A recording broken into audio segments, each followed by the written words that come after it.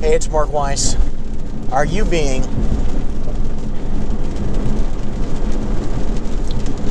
pound cheap and ton foolish when it comes to making investments in the advice you're getting, in the preparation that you're engaging your advisors in to advance your group, to advance your facility?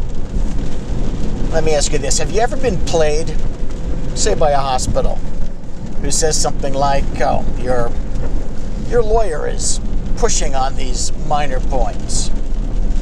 Or by an insurance carrier, a payer, that says, oh, it's just our forms. Your lawyer's just going to want to negotiate them, and we don't negotiate. Have you ever done a deal where you've sort of, quote, run the question by your lawyer, run the question by your accountant, and then not talk to them again about the deal, but simply reviewed the document yourself to what? Save $5,000, $10,000, $20,000?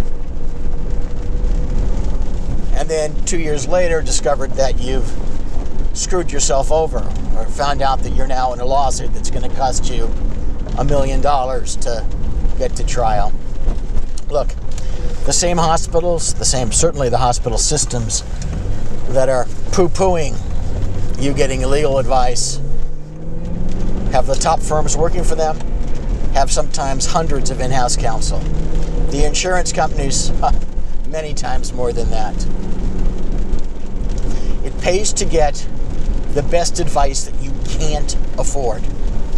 The best advice that you can't afford. If you want to skip that, spend $300 talking to your cousin to get some advice, and then think that you can handle it from there. Well, you're just being stupid. In fact, you're being fucking stupid. It's your business. You're free to destroy it at will.